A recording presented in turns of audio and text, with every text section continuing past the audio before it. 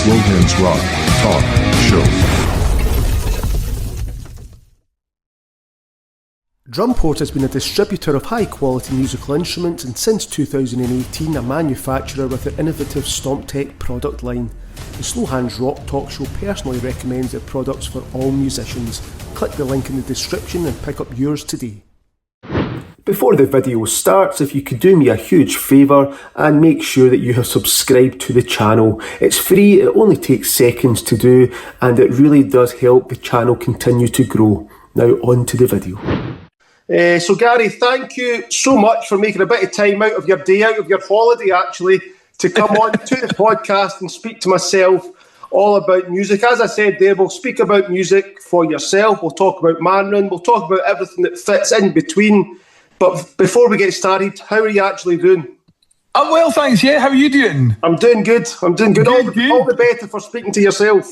Oh, thank you. No, it's lovely, and I was delighted when you asked, and I say delighted to make some time to have a wee blether as well. Yeah, I mean, obviously, I know you've done interviews and all that in the past. The great thing about podcasts is it's a wee bit longer. You can delve into things a little bit more. So I'm hoping to ask you some questions that you've hopefully never been asked before. So it should keep it interesting for yourself, keep it interesting for the listeners as well. Well, I'm excited, Ian, because this is the third podcast I've done in 2 days, so I'm looking forward to seeing what questions you're going to ask me that the others haven't. So the challenge is set, man. I'm excited about this. Oh, you should be an expert by now. But Gary, obviously you're known as many things. You know, you're a musician, shinty player, composer, broadcaster, husband, dad, everything else that goes in. But we're on today to talk about music.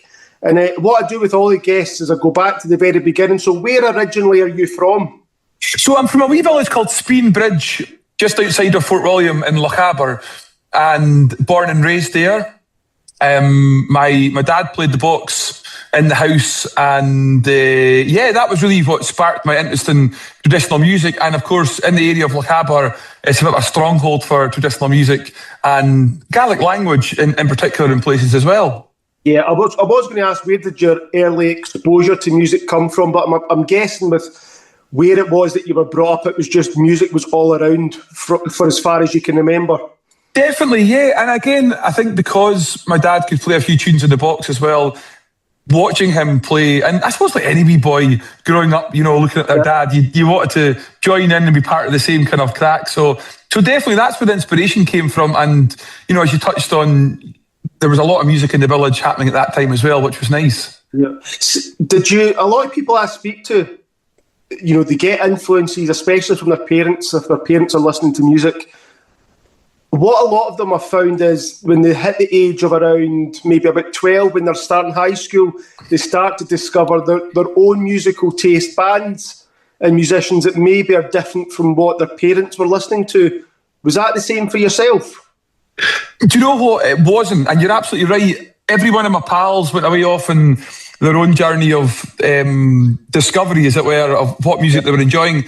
And I was still listening to my dad and my mum's music. And I mean, honestly, it sounds so ridiculous, but like Robbie Shepherd and the Real Blend on a Sunday playing accordion music, but then having Moira Anderson and Callum Kennedy's and the likes of that, singing and playing and that kind of music. I was always fairly fanatical about it, really. I suppose I did change though from, I suppose, growing up listening to Scottish dance music and that kind of older kind of way of singing. And then definitely a turning point was I saw Capercaillie when I was about 9 years old in Eden Court Theatre. And I remember watching Cara Matheson singing and being absolutely blown away, just completely like, this is what I want to do in my life. And I'll never forget that moment. I mean, it didn't actually end brilliantly that night because I was obviously on a road of discovery that I had no idea about at this point, and my ears were just like, this is incredible. And I was that excited, I ran out of Eden Court Theatre, but the door was closed and I ran straight into it and burst my nose open. So I left the Capercaillie gig covered in blood. Was that your first concert that you ever attended? It was, yeah. I mean, I'd been to the likes of the accordion, the fiddle clubs and things like that, and little concerts and Cayley's in the hall. But this was the first proper sort of sit-down theatre gig and it being exposed to that kind of environment, yeah. I do talk to a lot of people about this because I speak with people. I know that the podcast is called Rock Talk. If I'm being honest, the only reason I picked those two words was that they rhymed. But I do actually talk about all styles of music on the podcast. And, everybody says, regardless of what style of music you're into, it's everybody should go to a live concert at least once in their life because it's such a magical experience. And, you can be having troubles outside, at home, at work, but for the 2 hours that you're in that concert, you forget all your troubles. And there's something magical, whether it be a couple of hundred people, whether it be a couple of thousand people, everybody's on the same page, everybody's the same. And it's like the band and the audience as one. It's such a magical experience. It sounds very dramatic, but it is a magical experience. And, I mean, we're of the same age. I don't know how many gigs a year I go to, but I still get the same feeling in my 40s that I got when I was a teenager. It's not changed. And going to see, a trad band, it's the same as going to see like a big rock band. I mean, it doesn't matter. It's just there's something magical about the live setting. Yeah, there really is. And again, though, as a musician, your job, apart from playing music, of course, but is to connect with people. And connect with your passion, with your music, and obviously in a live setting, you try and connect, with a look, a laugh, a smile, whatever that may be. Your personality gets a chance to sort of shine through. Getting the opportunity to go to any kind of live music, we urge everybody to do that because you can't not come away and feel good about things. It's great, and in a world where we're bombarded with social media and on our phones and our tablets and such like that as well, getting that little window like you mentioned, an hour and a half, 2 hours, whatever, if you leave your phone in silent or just leave it in your pocket or such, like you're kind of got a bit of escapism. You're just in that room with the band and those people around about you, and hopefully who are all enjoying the same concert. Yeah, and obviously you play the accordion. I was going to ask why the accordion, why not the bass, the guitar, the drums? Is that from you? Yeah, just ask the real question. Why not play a cool instrument? Rumac is setting the way with that accordion. Well, Ru's done a brilliant job, certainly, for helping those who traditionally don't like the box. But or the mentally unstable. Well, I mean, certainly for myself, it was just going back to being a kid and watching my dad play the accordion. And, like I touched on, he could only play, a dozen or so tunes on it. But it was just, the impact of watching him play in the house and having a couple of tunes and things like that was enough for me to really spur me on in those early years. I'm guessing it's the fact that the instrument was in the house as well. Yeah, that's right. So we had a smaller accordion because my dad bought one when my dad's a mechanic, and when he got his first wage packet and everything else, and he saved up and he had this accordion in mind, and he got a hold of that box, and he's so he still had that. And of course, watching him play his own one and then getting an opportunity to have a smaller one that was the kind of right size for me around 8 years old or so. It was, but I suppose that anyone as well, we're also talking about a time that the internet wasn't a thing. Like as we come into our teens and stuff like that, obviously the internet in sort of 95, 96 became this thing. But before that, we went through the whole of primary school and there was no such, it wasn't in existence for us. And so I suppose we probably had more time in our hands as well. And, we're out playing shinty or playing manhunt or out the bikes, and then always with the box in hand, if not. And that was kind of that was village life. I'm just laughing you saying manhunt there. I've not heard that word. Oh, manhunt, how good was that? But, I was going to say, just, well, that's the thing. There's a lot of stuff said about social media and the way, the internet rules the world now. And of course, we were brought up in a time before the internet. I play the guitar, I sing. So, you had to put a lot of time and effort into it because you didn't have all these free lessons online. You go on YouTube now, you can learn any song that you want to learn, and there's somebody giving you a lesson. But there's something really nice about that as well. If you were just starting out, if you want to do it, there's no excuses for not being able to learn it because it's at your fingertips now. Sure, yeah, and that's a wonderful thing. I mean, it's as you say, being able to sit in your home, having maybe worked all day or coming home from school, whatever that may be, or your life looks like, being able to just close the door and go and watch a wee tutorial how to learn a song or learn chords or a pattern, drum rhythm is brilliant, absolutely magic. And, arguably we're living in this amazing era where more people should be playing musical instruments than they ever have done before, because the opportunities to learn for free are also there online. Yeah. And obviously Mànran starts 2010. Now, I think you're the only original person. I know that Ewan is still in the band, but he did tell me that he took a little bit of a departure and then he returned. So you're the only one the full 16 years.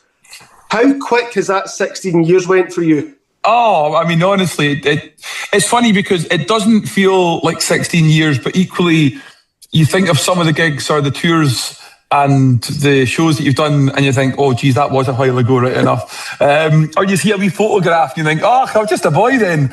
But I mean, Ewan, when the band started in the early years, I think 2012, 2013, around that time, Ewan was playing with the Battlefield band, and of course they were, as he would have told you, they were really, really busy. And then, it came to a sort of crunch point. We were going back to America on tour, and Ewan was busy on another tour, and thought that was the right decision. But then never actually left the band. But we performed maybe 3-4 months or so with a date in over that time, and then when it came to the crunch, actually, Ewan decided to stay. So it's funny because I never look and think that Ewan never left. He just missed a few shows, Yeah, he just went on holiday for a wee bit. Exactly. Yeah, he was away sowing his oats elsewhere with his fiddle. That's it. But how did Mànran start? Like what's the quick story of how did the band start? It started in 2010, and it was kind of an idea that I was thinking, well, there's a gap in the market for a band that's got drum and bass, Highland pipes and Uilleann pipes, Gaelic song and English song. If you put all that together, it felt like there was a wee hole in the market.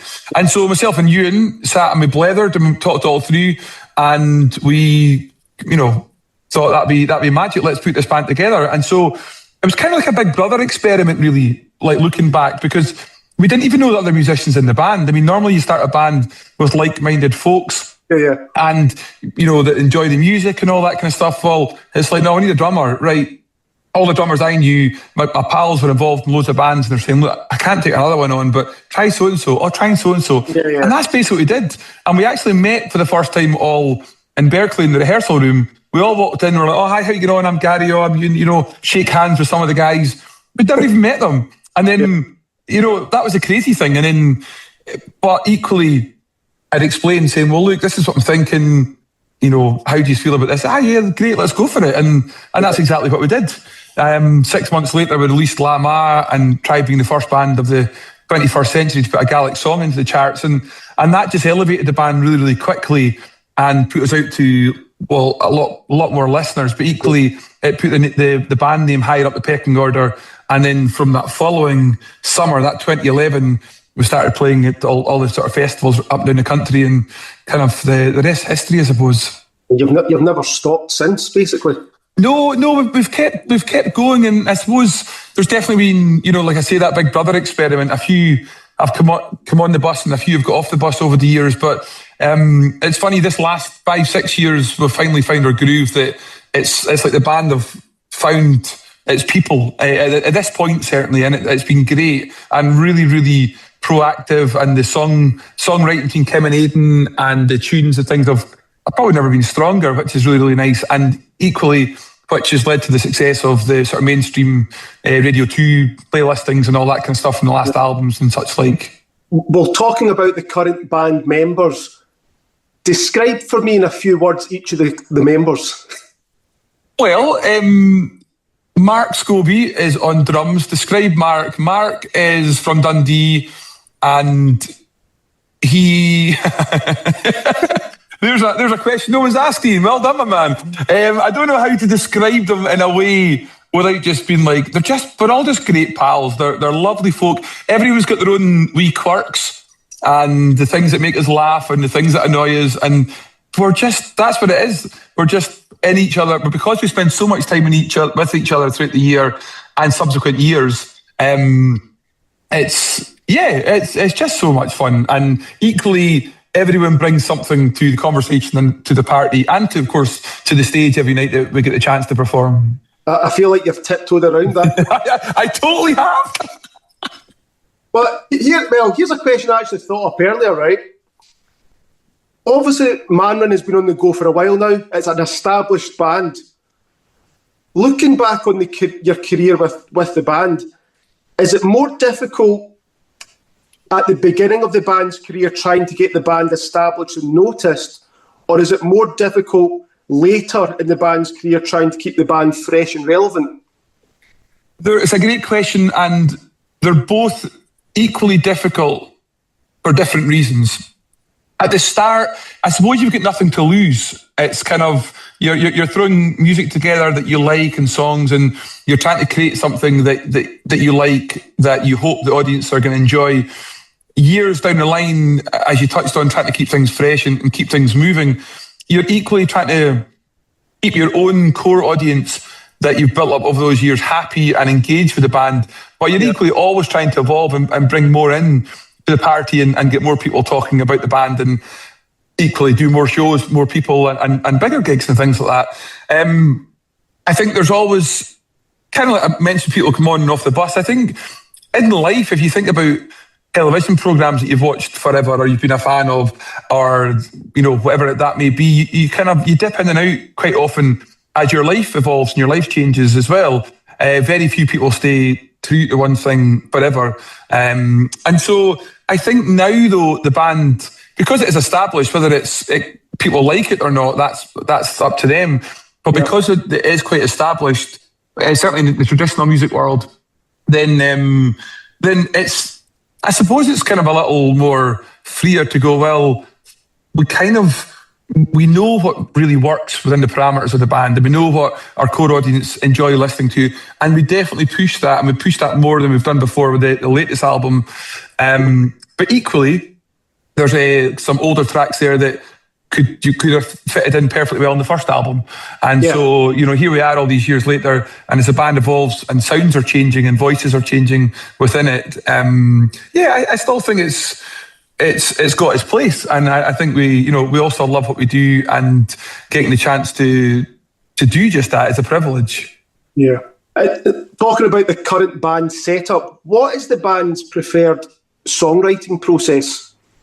So it's a good question as well, because what used to happen was we'd all meet down in the rehearsal room in Glasgow, and you'd bring a song in, or whoever it was lead singer at the time, and would say, right, listen, in 4 weeks, 6 weeks, 2 months, whatever, we'd have to pencil in time and go, right, we've got 4 days, and we'd come down. And that was always quite tricky sometimes, because it felt like there was a target on your back, or a time constraint that you had to have something and it had to be good. And it's a very personal thing, bringing a song or a tune, of course, to the band, and people, you've put your heart and soul into this body of work, as it were, and you've got a vision for it, and then you play it a couple of times around and go, nah, that's probably not going to work, and you can just see the room go, oh man.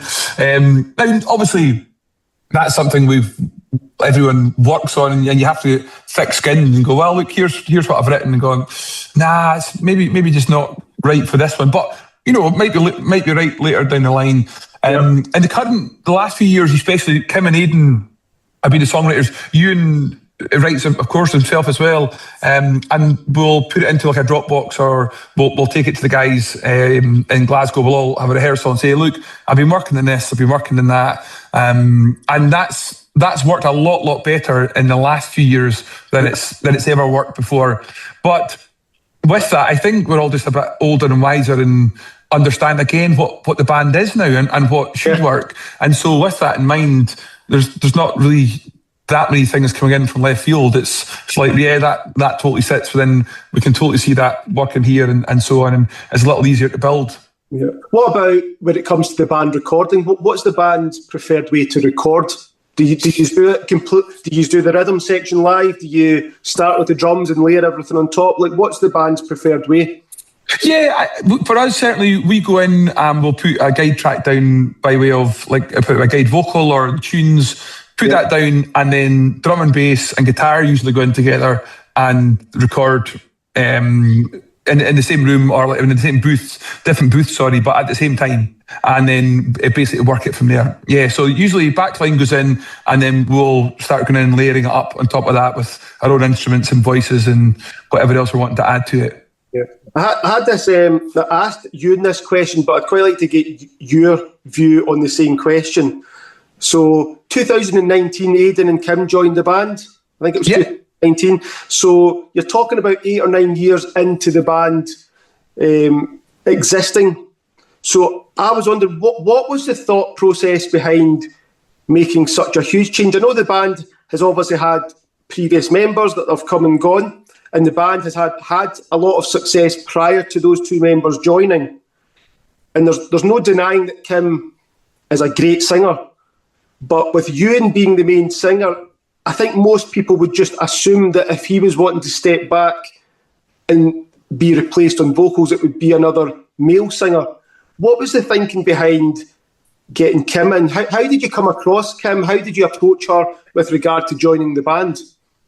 Well, just to take a wee step back from that, what actually happened was when Ewan started picking up the sort of lead vocals, it was always meant to be just a short period of time until we found somebody else. That's what Ewan had wanted. Right. He didn't see himself as the sort of lead singer of the band, but he was, absolutely fair play, suited up, and ended up doing that for years. Was the lead singer, and there was a point where Ewan was playing the pipes and then breaking into Gaelic Pure Strebale singing or whatever song, and then picking the fiddle up, and it was going round a cycle, and he was doing so much, and it was getting to a stage, it was going, well, give the guys a break, and so what happened was Craig Irvin, the guitar player at the time, Craig was left, and he ended up moving to Australia. And at that point, though, we were left without a guitar player, and Craig sang a couple of songs as well in the band, but we looked and we thought, well, we danced the dance before, really, of looking, going, well, who do we think would be a great lead singer in the band but can also play guitar? And of course, we couldn't find anybody within that realm. We auditioned a number of people, and then I was playing. Kim had joined me on a few of my solo shows out and about, and I absolutely adored her voice, and I still do. I think she's literally one of the best singers and Gaelic singers on the planet, and her voice is just amazing. And so I remember going in and saying to the guys, listen, here's something. How about we just get an absolutely brilliant guitar player and see if Kim wants to join the band? So we have a lead vocalist. Ewan, obviously, still going to be singing some of the songs as well, but it's going to give you a rest and everything. And the guys were all totally like, yeah, well, listen, let's see let's see what Kim thinks of that. So took Kim out for a cup of tea and a cake, and with a wee blether. And I was like, listen, because we've been doing a few gigs around that time together anyway, I said, listen, got a wee idea and speaking to guys, this is what we think.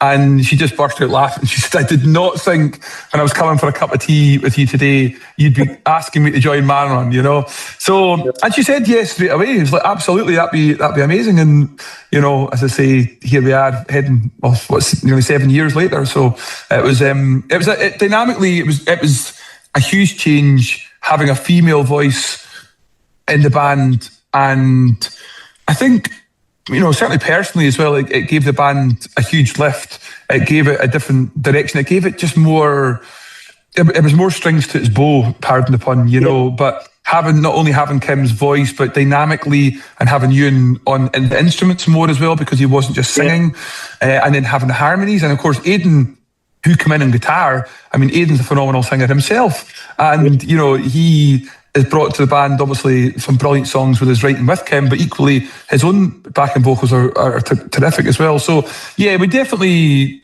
it was a bold move, I think, probably at the time, but equally, it felt, there was no question that any of us didn't think it was the right move. It felt like it was an opportunity presenting itself that if we didn't grab it now, then it probably wouldn't exist again.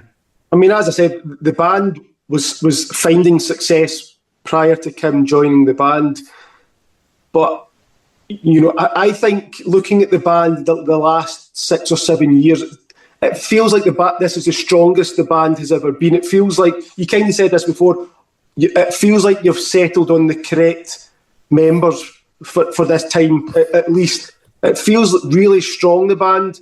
And I do feel with Kim on vocals, I'm guessing back then you had to wait and see, but it was definitely paid off, because I feel like the band is bigger and better than it's ever been. Yeah, well, thank you. I mean, it is. I mean, there's no question the band is bigger and better than it's ever been.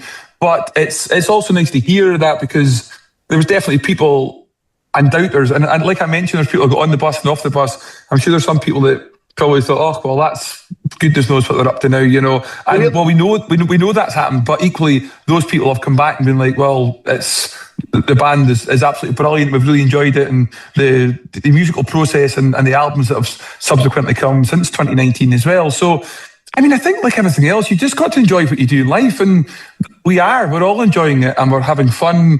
And as the band is getting sort of, I suppose, bigger, as it were, more people coming to the shows are getting larger, becoming more a show. I mean, you know, when you start travelling with not only your sound engineer, but lighting engineers, and try to design lights around the show and things. I mean, it was something we just weren't doing all those years back, you know. And I think maybe we have definitely broadened our horizons in terms of the sound and the shape of the band. If you look back to sort of that 2016, 17, 18 period before the guys joined, you would say definitely more we were more a sort of folky rock band, whereas now the dynamic, there's definitely a lot more elements of pop and other genres coming into the sound that maybe weren't there at that point too. Hey everyone, Ian Bain from Runrig here. You're listening to the Slowhands Rock Talk Show, talking all things music with the great Ian McMurtry. Just a very quick message to say thank you for watching. It really is appreciated. If you could hit the like button, subscribe to the channel, and remember to hit the notification bell. That way you won't miss any future episodes that come out. Now back to the video. The cool thing is, in a few episodes' time on the channel, we also do music reviews.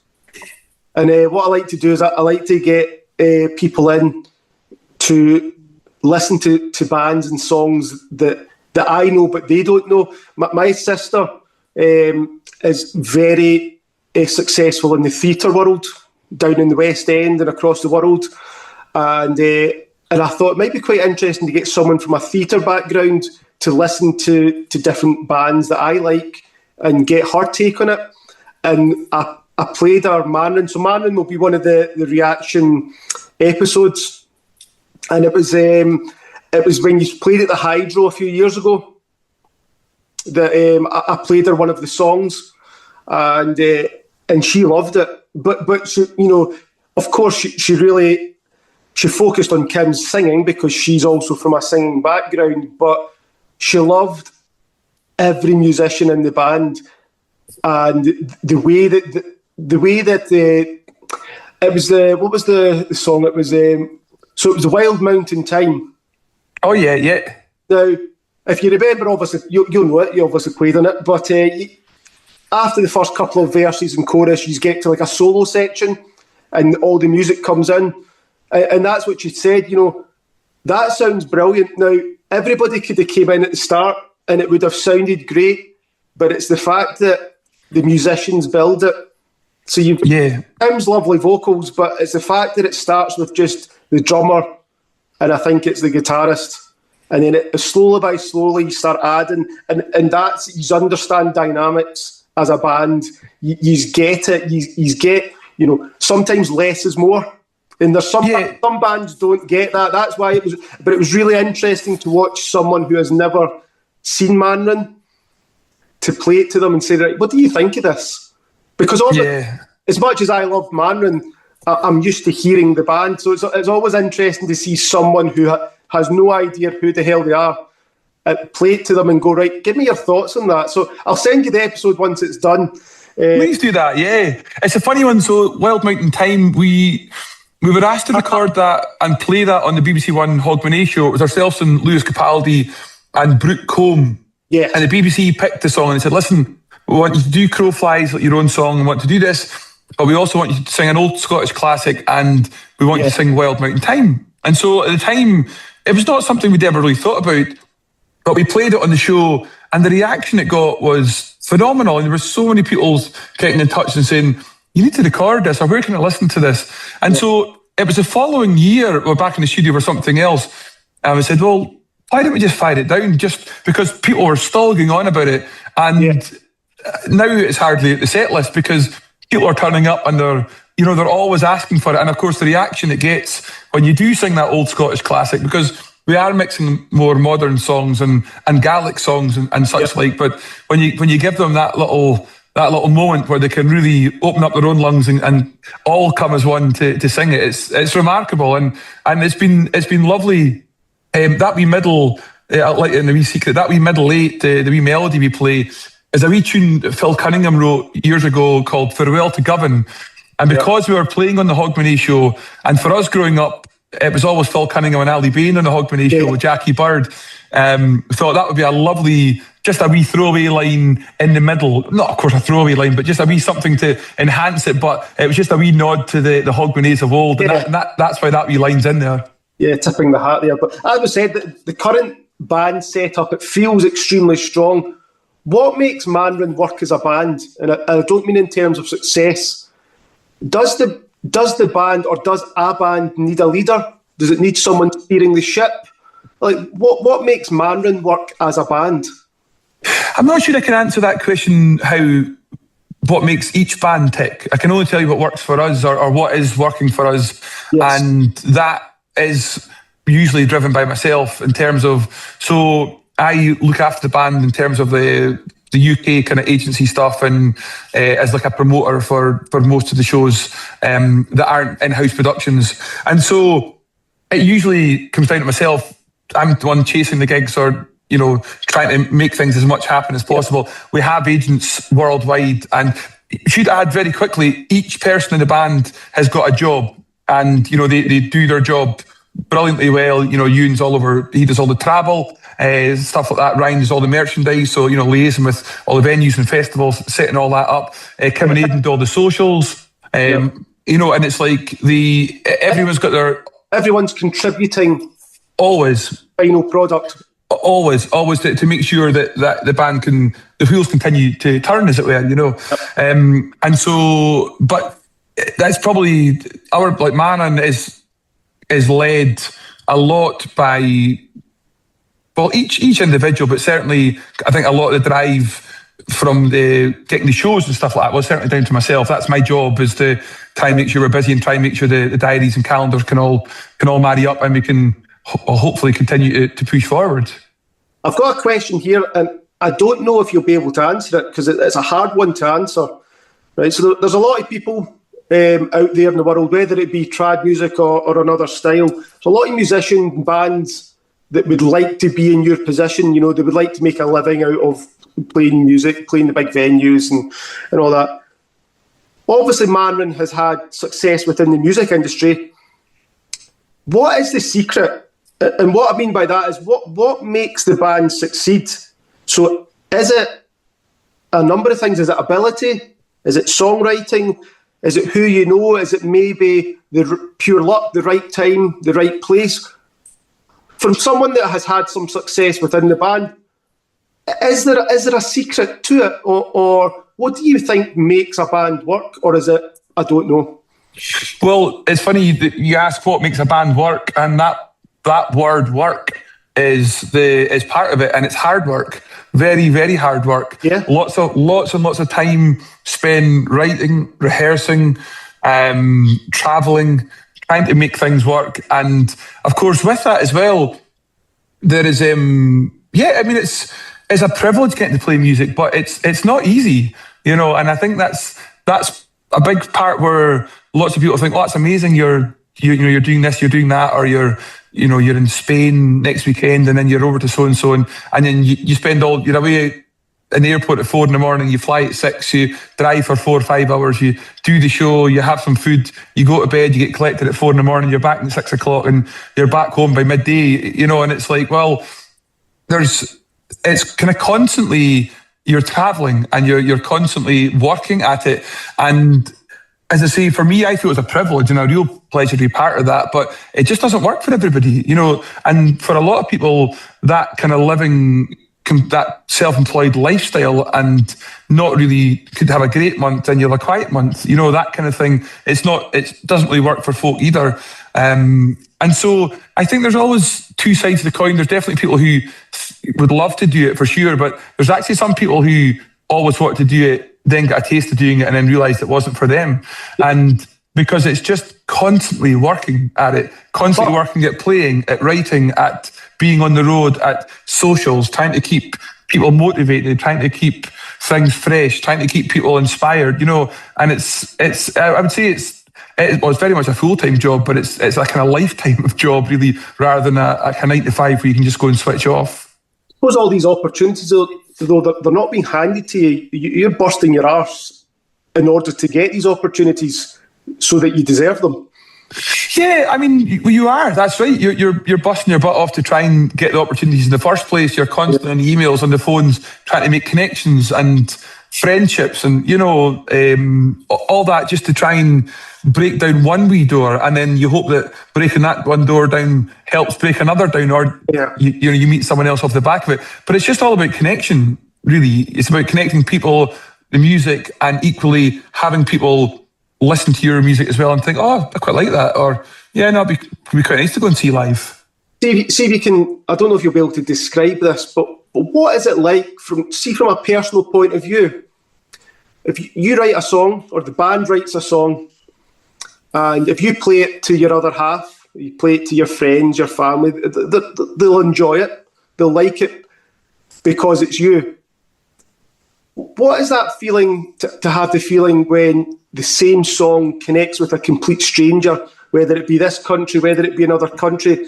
That must be a special feeling, to see something that you have created, whether it be yourself or with the band, that it's connecting with a complete stranger. It's an amazing feeling. And again, I don't want to keep using the same words, but it's a real privilege to be in a position that you get to perform those songs, or write those songs, or tunes, or melodies, or whatever that might be, that has people crying, that has people singing with you, that has people writing you private messages just to tell you their own story, their own connection with that song, where they first heard it. Was it played at a funeral? Was it played at a wedding? And that's an amazing thing, absolutely. And I don't think you can ever underestimate that every time you receive one of these emails, texts, Instagram messages, whatever that might look like, or of course people coming up and saying, I drove 9 hours, I drove 20 hours in America. I remember once this lady turned up and she saw us and she just cried, and she didn't want to tell her about her story with her dad, and she'd lost her dad, and how this song had just meant the world to her, and she'd listened to it, X amount of times getting there, and it's like, it's incredible. It really is. It's amazing being able to have that connection with anyone, and to bring someone joy, or to spark an emotion in someone that's so evident that they feel that they have to, tell you or write to you or let you know is it's very cool. Of course it is. It's never lost on us, I should say. That's one thing. It's never lost. It's always, it's amazing. It really is. You don't get used to it. It's nice. Never. Time you hear about it. Yeah, and I think because everyone's story is different, and everyone's coming to that song, tune, melody, whatever it might be, from a different angle or a different place in life. We're not all the same. We're not all going through the same things at the same time. And, it might just be that one song or that one tune comes on at that time and it just catches them, and they don't forget it. And we've all got tunes and songs like that in our life that you could play it and go, oh my goodness, that takes me right the way back to that day and that time. And that was going on in my life. And yeah, it's a cool thing. Well, Gary, you've been doing this for a while. What's something that you know now that you wish you knew back when you were first starting out? If you could go back and talk to your younger self, what would you say to them? Do you know, it's funny, I don't think there's anything that I could say to myself now, because I think everyone's got their own journey and path that they have to do. And I would say that, particularly my own path, like thinking back and going through all the pubs and clubs and the Cayleys and the village halls and all the, years and years of graft and running up and down the country and all sorts. It feels like every part of it was worth it. And, you know, and to be here now and looking back at that time, it's still just full of the same amount of smiles and enthusiasm and nonsense that we're having now. And so I'm not one of those people that be like, I would have told myself that, you know, relax, it's going to be okay or whatever. You know, it's like, no, I've literally had an absolute blast, and I still am, and I still feel completely delighted every morning I wake up with a smile on my face, and nothing ever feels like work. And I don't think there's many people that can say that. When I talk to a lot of people, that say there's not many people that can say that, and you know, that's not lost me either. I realise just how lucky I am that I get to, you know, get paid for the job I absolutely love, and equally trying to create events that keep me busy, that hopefully, you know, give the opportunity for other musicians and a platform and a stage that they can play on, and, you know, hopefully inspire other generations as well. So we are early on, 2026. It's only just turned February. What is the plans for Mànran for the rest of the year? So, well, Kim, our singer, who you mentioned earlier on, Kim gets married in a couple of weeks' time. So then she's off on honeymoon for a couple of months. She's off to South Korea, Japan, and India and everything. So for the band, we're quiet now until May, and then from May onwards, we're super busy. We're all over Europe and lots of lovely festivals at home. From in between that time, Ewan Henderson and myself, who we also touched on, we were celebrating our 20th anniversary. So end of this month, we're up in Eden Court Theatre, and then we head over to Bankery. I mean, I think there's 12 or 13 shows in the next 6 weeks that we're up to. So that'll be good fun. And that, again, is like a lovely milestone that we've been playing together that long. And again, how our own music has evolved from playing in the, like we touched on, the pubs and clubs and mainly weddings and all sorts of carry on, to these various stages with Mànran and with our own thing around the world. So that's been loads of fun, and you know, it's been good fun reminiscing some of the stories and the nonsense that we've been up to over the years as well. And it's a busy wee time, but it's going to be lots and lots of fun for sure. It sounds like you need to relax just now, because once Kim returns from her honeymoon, you're going to be busy.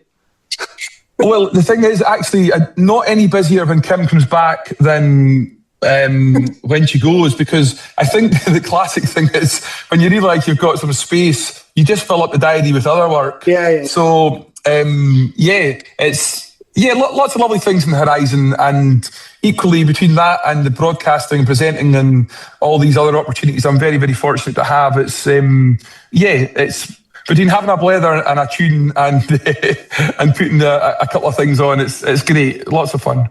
Well, before we finish up, Gary, I like to ask some fun questions. So good. I'll ask the questions, you tell me what pops into your head, okay? Okay.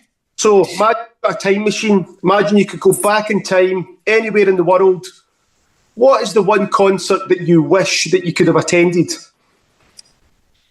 The one concert I wish I could have attended, because I've only ever heard about it growing up from everyone who was ever at that concert, was Loch Lomond, Runrig, 1991. Everyone, you know, some say there was 30, some say there was 40, some say there were 50,000. They were jumping the fence and coming in from everywhere. And because I had the very fortunate, you know, position to be on the front cover of Runrig's album and then join the band on some of their bigger shows, I think everything about the band and anyone ever talking to me about them and subsequent documentaries we did on them, everyone just talked about Loch Lomond this, Loch Lomond that. It was kind of the day in history, I think, especially we look back, that it showed that Highland boys can actually take on the world, you know. Being able to fill, let's call it 40,000 people in Loch Lomond and Balloch Park on that day and singing basically traditional music, you know, I think it's been an inspiration to us all. And so that for me would be the one concert, if I could go back and go to it, that'd be that one. It's funny you say that. I had Ian from Runrig on just for the second time he came on. It was actually Ian and Uli from Pete and Diesel were both on the same podcast at the same time. And I put the questions out to to the fans, let me know what you want to ask them. And someone had asked Ian, what was it like to play Loch Lomond at Loch Lomond? And he was just saying it was just surreal. It was amazing. Similar to that question, see if you could go back in time and attend one of your own gigs as a spectator. Is there a particular gig that stands out for you? Well, I think for me, there's two, and they're both fairly recent. I think the first time I ever played the Hydro was the most incredible experience because it was the first time for all the bands that played that night to take to the stage. And I think being part of that night and, to be in the audience and watching, I think, our faces, because I got to see some of the other bands, it felt like a very, very special night. And equally, when we played in Carnegie Hall in New York last year, I think, if I wasn't in the band and being able to sit and watch traditional music take on this music hall, arguably the most prestigious music hall in the world, in downtown New York, and watching Dougie MacLean sing Caledonia and Julie Fowlis and the Open High School Pipe Band and all that kind of stuff, from sitting from the audience watching that, I think I would definitely love to have gone to that for sure, of the gigs that I've been involved with. That's fine. As you know, thousands and thousands of great songs written and recorded across the years by different artists. What's the one song you wish you could have sat in the recording studio to witness the song being recorded? Oh, good question. I think the first one that comes to mind right now would be Mark Knopfler, Piper to the End. Yeah. I think there's such... Mark Knopfler, obviously from Dire Straits, and then on an amazing solo career himself. But the Dire Straits growing up, going back to that, listening to your dad and mum's music, they were always firm favourites. But as he more crossed into that folk realm himself, and the writing of that song in particular, I think is absolutely stunning. And to go in and listen to him do that guitar lick while singing it, I think... Yeah, that for me is that just popped straight into my head, so I think I have to go with that one. Does the perfect album, start to finish, exist? And if so, what is the album or albums for yourself? Oh, I wonder now. I suppose the answer to that is nothing's jumping to mind. Is that perfect album? I mean, I suppose there's albums I think back, and for instance, one of the most influential albums, certainly. That probably is bangers from start to finish. When I grew up was Wolfstone, when they released Unleashed. I think it was 1991 or 1992. And that album, because of the age it was at, and I was so influenced by it that I literally could play, and still to this day, I think, with muscle memory, could put that album on and rattle every tune and song out on the box. So yeah, let's go with that one. That's fine. Next question. I've asked Ewan and I've asked Aidan the same question. It's going to paint one of your band members in a bad light. So we'll see what answer you give us. So imagine, Gary, that you've got a dead body in the back of your car. Not again, Ian, not again. It's 4:00 in the morning and you need help disposing of this body, no questions asked. Which member of Mànran are you phoning for help and why? Oh, my goodness. I mean, I would love...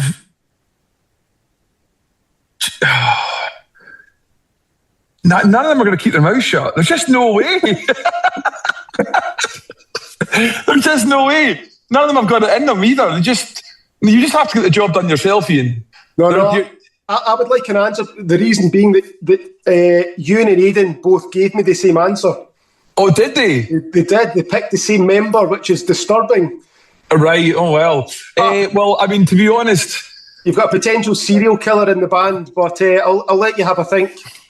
Yeah, I mean, do you know... I think each one of them...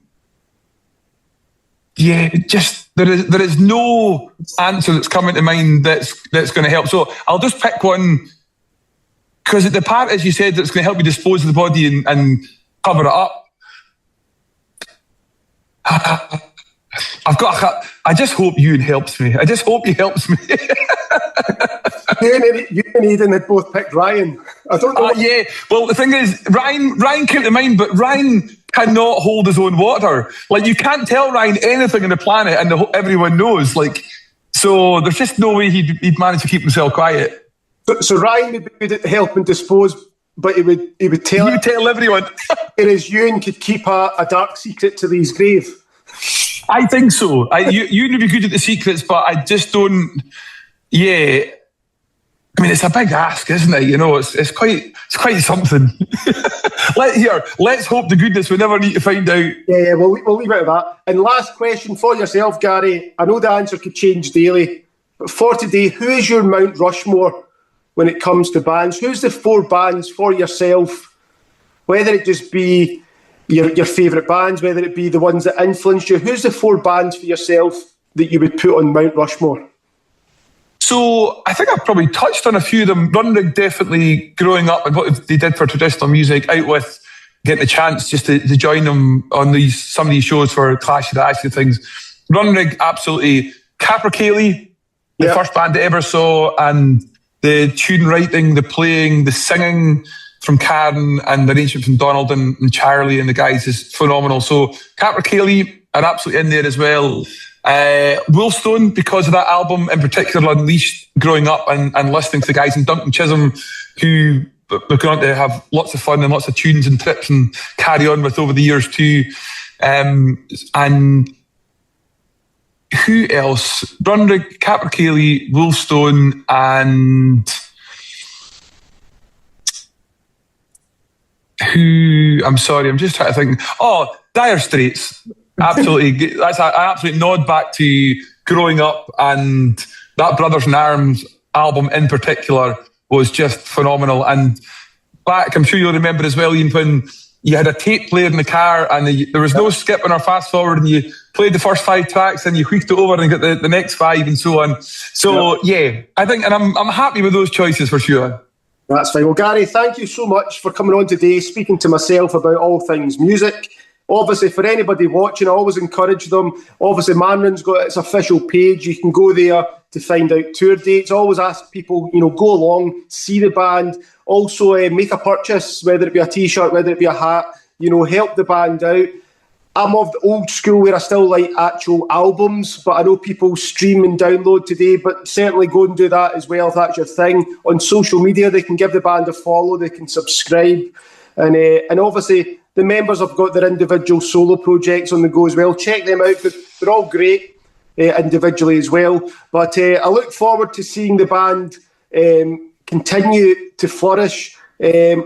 I've not actually seen you guys live, so I'm looking forward to come and see, because I've seen almost every other person. I've just never got round to seeing Mànran. So I look forward to the next time you're either Glasgow, Edinburgh. I think you were Stirling not too long ago. We were in the Albert Halls in December, and our next Glasgow show is actually the Bandstand. Yeah, we're doing that on June the 7th, so you try and get along to that one. That'd be nice. Yeah, I seen Tidelines at the Albert Hall just a couple of months before you, but I wasn't able to. I was away. I wasn't able to make this playing, because I was like, that's a great venue as well. It's a good size. It's awesome. But I look forward to continuing to see the band flourish, and obviously at some point down the line, I'm sure we'll cross paths. We can. I'll buy you a drink as well. Well, listen, that sounds lovely. And Ian, if I'm ever in a situation that I need help disposing of a body and keeping quiet, are you going to help me? No bother at all.